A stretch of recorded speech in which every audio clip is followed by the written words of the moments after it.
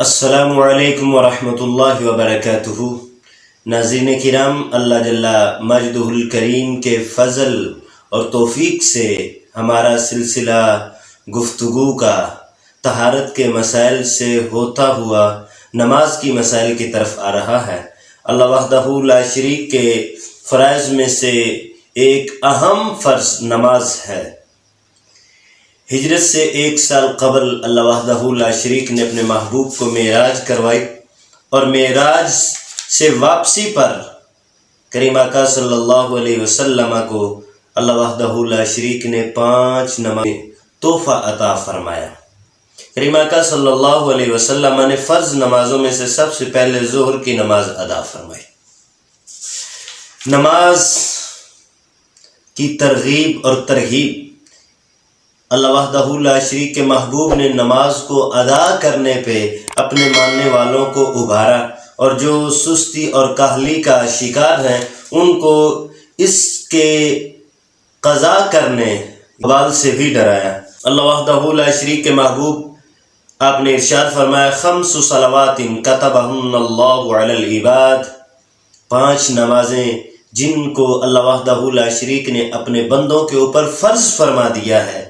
فمن جاء بہن، جو ان نمازوں کو ادا کرے، ان کے حقوق کے ساتھ، نماز کی شرائط کے ساتھ، فرائض اور واجبات کے ساتھ ان کو ادا کرے، کان لہ عند اللہ عہد ان یدخلہ الجنہ، اللہ وحدہ لا شریک نے اپنے ذمہ کرم پہ یہ لازم کر لیا ہے کہ اس کو جنت کی مہمانی عطا فرمانی ہے۔ جو بندے نماز نہیں پڑھتے، ترغیب کے طور پر، تخویف کے طور پر، ڈرانے کے لیے، اللہ کے نبی نے ارشاد فرمایا، لا سہم فی الاسلام لمن لا صلاۃ لہ، اس بندے کا دین اسلام میں کوئی حصہ نہیں جو بندہ نماز کی پابندی نہیں کرتا۔ ایسے ہی ایک دوسری حدیث میں کریم آقا صلی اللہ علیہ وسلم آپ نے فرمایا، بین الرجل و بین الکفر ترک الصلاۃ، مسلمان اور کافر کے درمیان جو چیز فرق کرتی ہے وہ نماز ہے۔ تو نماز کو اس کے پورے حقوق کے ساتھ ادا کرنے کے لیے انسان کو اس کا علم حاصل کرنا از حد ضروری اور لازم ہے۔ تو ہم چلتے ہیں، نماز کے چند مسائل کو بیان کرتے ہیں۔ سب سے پہلے یہ مسئلہ بیان کرتے ہیں کہ نماز کی اقسام کتنی ہیں۔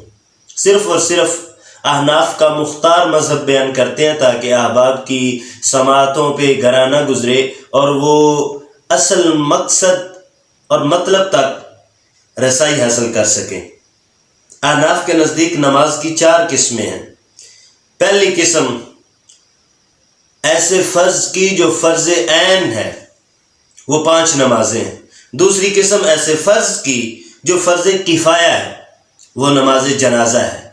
تیسری قسم ایسی نماز کی جو واجب ہے، اور واجب کون کون سے ہیں؟ عشاء کے 3 وتر، ایسے ہی عیدین کی نماز، یا ایسے نوافل جن کو شروع کیا، شروع کرنے کے بعد توڑ دیا تو ان کو پڑھنا پھر سے واجب ہو جائے گا۔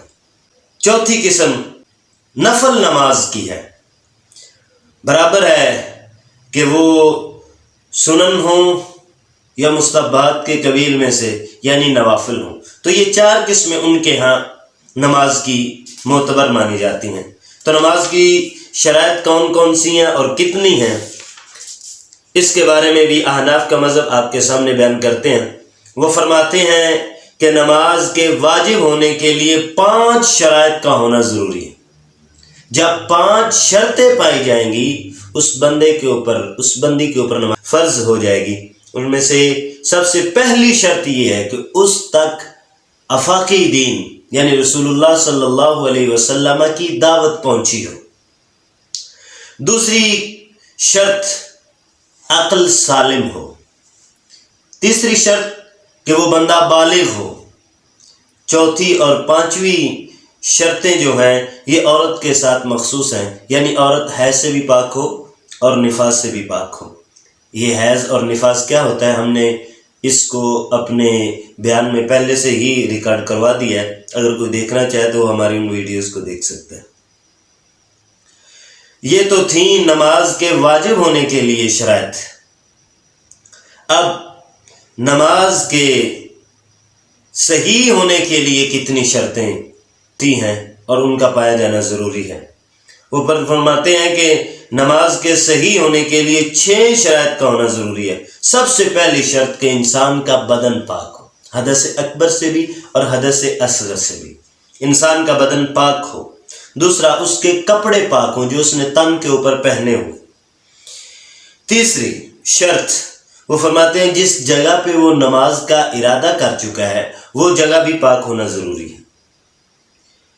چوتھی شرط کہ انسان کا سطر چھپا ہونا چاہیے، یعنی جتنے جسم کا چھپانا فرض ہے وہ جسم کے اعضاء اور حصوں کا چھپا ہونا ضروری ہے۔ پہلی شرط یہ ہے کہ اس نے نماز کی نیت کی ہو، یہ بڑی ضروری شرط ہے حناف کے نزدیک۔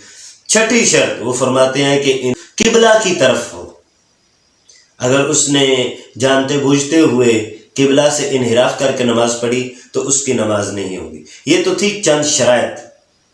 اللہ وحدہ لا شریک مالک و مولا کی بارگاہ میں دعا کرتے ہیں مالک و مولا اپنے حبیب کا صدقہ ہم کو فقہی مسائل سننے، سمجھنے اور ان پہ عمل کرنے کی توفیق عطا فرمائے، آمین ثم آمین۔